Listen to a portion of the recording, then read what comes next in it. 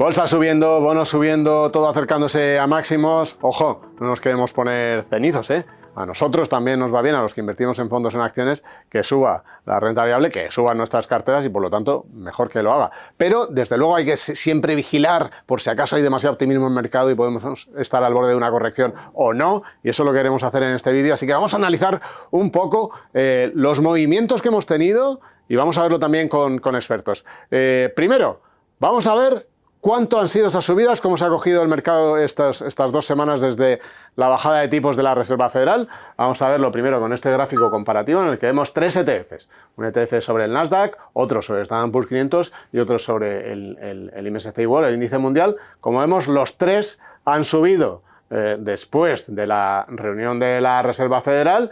Es verdad que el Nasdaq todavía no ha recuperado sus máximos, pero los otros 2 están muy cerca. De hecho, en cuanto a acciones globales, vamos a verlo ahora en el segundo gráfico con la evolución del Vanguard Global Stock Index, que es, digamos así, el fondo de renta variable global más seguido en Finet, y aquí sí podéis ver que está prácticamente en máximos. Probablemente cuando actualicen los siguientes valores liquidativos veremos que ya está en máximos. Es decir, que las bolsas globales, la capitalización de las acciones mundiales está ya en su nivel más alto. Nunca en la historia han valido más las bolsas mundiales. O sea, que es el máximo que se ha tenido. ¿Cómo podemos haber llegado a este punto? ¿Cómo hemos pasado de temer ese posible aterrizaje brusco a de pronto ver subidas en los índices? Lo vamos a ver también con unos gráficos que vamos a compartir a continuación. El primero es, fijaos, hablábamos de la bajada de tipos de la Reserva Federal, esos 50 puntos básicos, pero es que no ha sido precisamente la única ni el BCE. Fijaos que este septiembre ha sido el segundo mes con más bajadas de tipos de los bancos centrales mundiales en muchísimo tiempo. Claro, esas bajadas de tipos suponen más liquidez en el sistema, más dinero para comprar acciones, para comprar bonos, que es lo que se está reflejando en el comportamiento de los activos.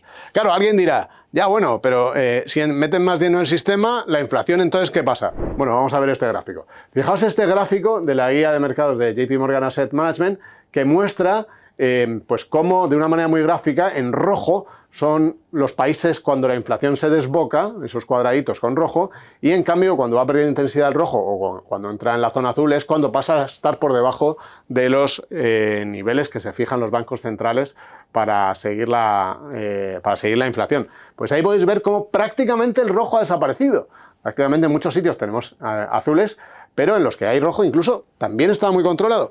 ¿Qué quiere decir esto? Efectivamente, que la inflación a día de hoy, después de todo lo que hemos pasado, eso sí, pero a día de hoy ya no está subiendo tanto, está controlada, no hay tampoco tendencias ahora mismo que muestren que ese rojo va a volver a coger tracción, con lo cual para los bancos centrales, punto controlado, punto que les libera. Y decimos, entonces, ¿qué pasa? ¿Veremos el aterrizaje suave en la economía estadounidense o no? Pues mira, vamos a ver este último gráfico ya de aquí. Este es un modelo de la Reserva Federal de Atlanta que va siguiendo prácticamente a diario los indicadores de crecimiento de la economía estadounidense. Pues fijaos, que aquí lo podéis ver, en la última lectura prácticamente se ha ido de nuevo por encima del 3%. Aunque los datos de empleo se habían debilitado, el PIB estadounidense vuelve a estar cerca del 3%, por encima del 3%, según las estimaciones de la Fed de Atlanta. Claro, esto es muy positivo para los mercados. ¿Por qué? Porque si se llega a ese equilibrio, que es lo que dijo Jerome Powell, el presidente de la Fed, que buscaba, en el cual la inflación está controlada, el crecimiento sigue siendo sólido y además tenemos capacidad para bajar tipos de interés y volver a llevar el empleo a máximos, claro, es el mundo ideal. Y por si fuera poco, hemos tenido al Banco Central de China metiendo también liquidez al sistema con unas medidas que han disparado prácticamente un 15% en apenas 4 sesiones la bolsa china. Es decir, mucho dinero llegando al mercado, muchos inversores viéndolo y posicionándose y las bolsas subiendo. ¿Hasta cuánto? ¿Estamos yendo demasiado lejos? ¿Hay que empezar a mirar de cerca las carteras, reducir algo riesgo, hacer beneficios después de estas subidas? Bueno, vamos a preguntárselo a los expertos, a ver cómo lo ven ellos. Para ello hemos invitado a que nos acompañe hoy a Rafa Peña, que es cofundador de Olea y cogestor de Olea Neutral.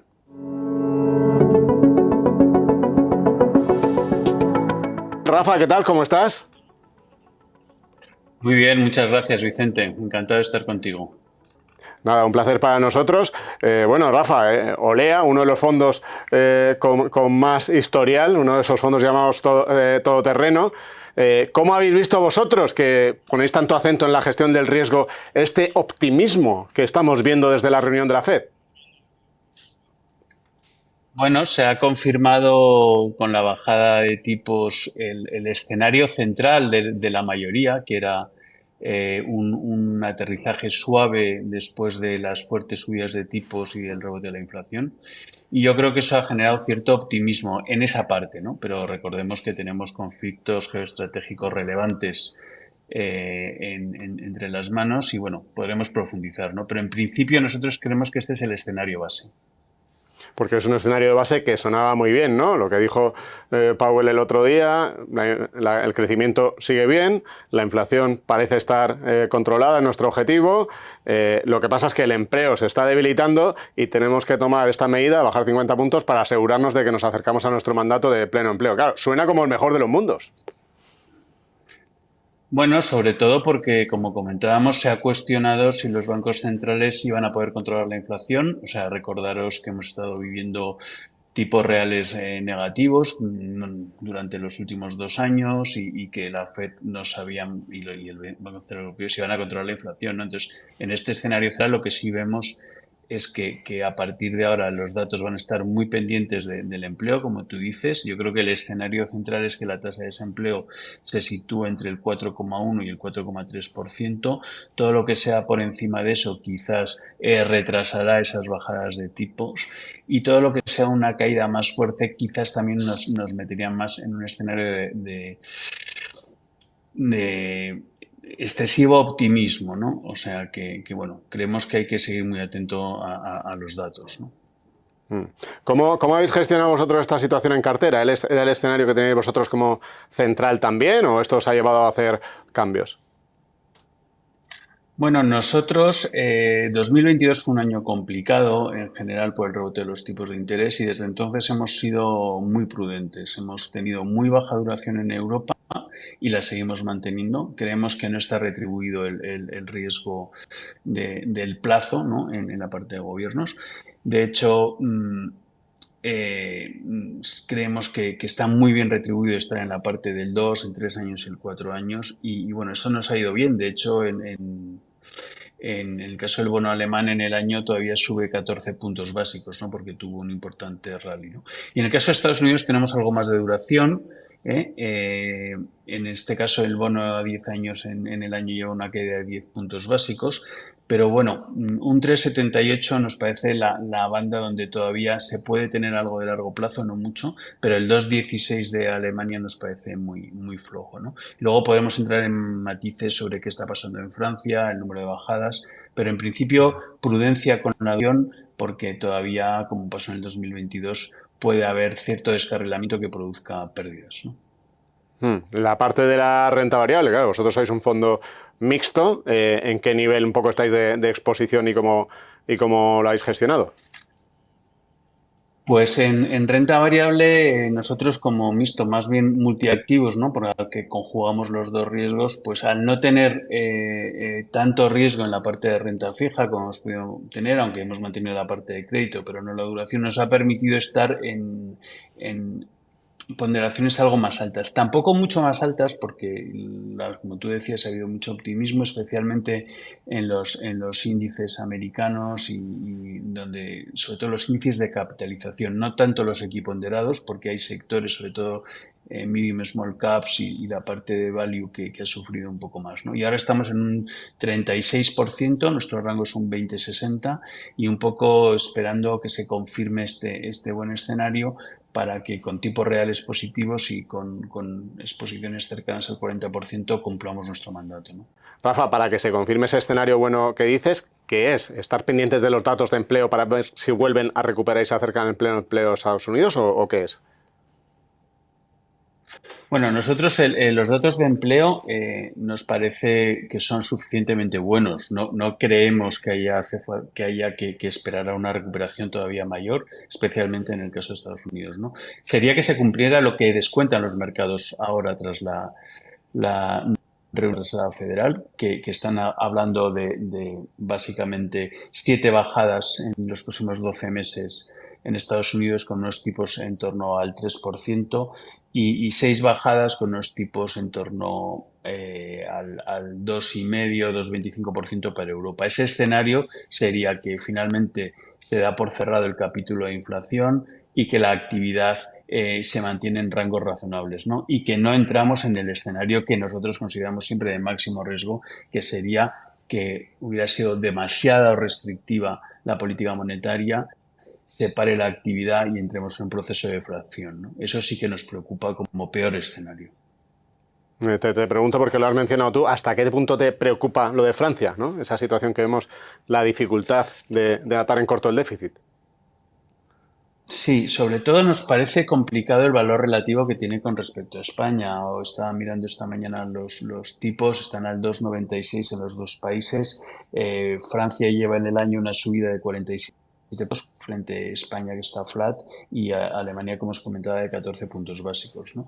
Y yo creo que es la punta del iceberg que también está empezando a salir en Estados Unidos con respecto a la sostenibilidad de la deuda, porque al final menos inflación no deflacta deuda, como todos sabemos. Y bueno, pues una disciplina fiscal que está abandonada desde el 2020 y que está costando volver a poner en marcha, ¿no? Yo creo que quizás puede ser otro de los elementos a seguir para los próximos meses, ¿no? Te lanzo tres últimas, casi como tres penaltis así rápidos que tienen que ver con la geopolítica también. Fíjate, has comentado el tema del déficit en Estados Unidos. Tenemos elecciones, los dos tienen en su programa medidas que aumentarían mucho el déficit. ¿Cuánto lo vais a seguir vosotros desde Oleada Neutral, este riesgo, y si os puede llevar a cambiar la cartera en función de cómo vayan las encuestas? Bueno, nosotros, como decíamos antes, somos un fondo ya de larga trayectoria. Este año hemos cumplido 20 años y lo que hemos aprendido en crisis anteriores, incluso 2011 con la crisis de la deuda periférica, el Brexit o el referéndum escocés, es que tenemos que preparar la cartera para lo peor y esperar lo mejor, ¿no? No tanto predecir qué van a hacer los políticos, porque eso quizás no es nuestro trabajo, ¿no? Entonces, creemos que en un mandato como el nuestro, patrimonialista, pues todavía el riesgo de solvencia no entra en la ecuación, pero sí que estar correctamente diversificado nos va a ayudar a capear ese temporal. No vamos a tomar decisiones a corto si hay un resultado u otro en las elecciones americanas, salvo que el mercado, como pasó cuando ganó Trump la primera vez, tuviera una caída que a nuestro modo modo de ver, exagerada, y no poniendo en valor que es verdad que igual el presidente pues puede tener sus connotaciones negativas, pero la solvencia económica del país, como le pasa a Francia, y de la estructura en sí jurídica y legal, es muy sólida, ¿no? Entonces tampoco eso hay que perderlo de vista en los momentos especialmente de turbulencia, ¿no? Ok, el subidón de China, el rally impresionante después del nuevo paquete de estímulos, que esta vez que parece el mercado sí ha creído, ¿a ti te ha convencido? Bueno, vemos la luz al final del túnel y pensamos que es luz, ¿no? Y no que es otro tren que viene, ¿no? Se está haciendo muy largo, o sea, el no reconocimiento de la crisis inmobiliaria china, el problema que vivió y yo creo que la imposibilidad de asumir que los objetivos que tienen de crecimiento económico a corto y largo plazo, pues han solidificado el problema, lo han hecho muy, muy duro, ¿no? de roer. Es verdad que ahora mismo los datos que están saliendo son algo mejores. Partimos de un escenario en cuanto a valores de mayor descuento que quizás retribuye al riesgo, pero no cantaríamos victoria. Y también seguiríamos de cerca, por ejemplo, el efecto que tiene eso en Europa, especialmente en países productores como puede ser Alemania por el tema de autos o incluso en el segmento de lujo, ¿no? O sea, yo creo que está todo muy interrelacionado y a todos nos viene bien que China empiece a recuperar y que tenga la atracción que tuvo durante la década anterior, ¿no? Y ya la última de estas geopolíticas, todas estas tensiones que tenemos en Oriente Medio, desde luego nos han trasladado en el precio del petróleo, probablemente arrastrados por esos malos datos de crecimiento de China también. ¿Creéis que el petróleo ha dejado de ser un problema y se va a mantener en torno a estos niveles o sois precavidos? Bueno, no es una pregunta sencilla. Nuestro mandato hemos utilizado el oro como materia prima, como cobertura de inflación y realmente invertimos en petróleo vía compañías cuando esas compañías nos gusta su negocio, no tanto en cuanto cuando creemos que puede haber una revalorización fuerte del petróleo. Yo creo que en general, y ya no una convicción como gestor del fondo, el peso del petróleo dentro de la ecuación económica va perdiendo año a año Ujú, importancia, ujú. en tanto en cuanto hay energías alternativas más rentables, etcétera, etcétera, ¿no? Pero evidentemente, por razones humanitarias y también por razones económicas, lo mejor que podía pasar es que se alcanzaran procesos de paz que favorecieran una producción equilibrada de petróleo tanto en Oriente Medio como en Venezuela y que todo el mundo, bueno, pues pudiera dedicarse a que eso sirva para mejorar las condiciones de vida de esos países, ¿no? Y sería bueno para la economía mundial. Mm. Y por lo tanto para los mercados, aunque bueno, con los mercados uno nunca sabe. Bueno, Rafa, que ha sido un placer tenerte con nosotros. Muchas gracias por haber estado hoy en este espacio. Muchas gracias a vosotros, Vicente, un placer. Bueno, pues ahí tenéis la opinión de Rafa Peña, cofundador de Olea y cogestor de Olea Neutral, que por cierto podéis ver la ficha del fondo de inversión en Finet, como decíamos, uno de los todoterrenos del mundo de la inversión en España, con muchos años, con una gran trayectoria, que por lo tanto ha vivido muchos momentos como estos y de crisis y tiene especial valor esa visión, por lo tanto. Bueno, ¿cómo lo veis vosotros? ¿Cómo estáis viendo esta situación de mercado? ¿El optimismo este del que hablábamos tan extremo que estamos viendo os inquieta, un poco os deja ahí la tripa revuelta o al revés? No hay que estar buscando todo el rato problemas, sino que directamente lo que hay que aprovechar es si llega ese escenario, pues que lleguen esas rentabilidades también a nuestras carteras. Os lo leemos en los comentarios, ¿eh? Si nos dejáis un me gusta os lo agradecemos muchísimo. Ya sabéis que en Finet hacemos información, análisis y herramientas para ayudaros a invertir mejor.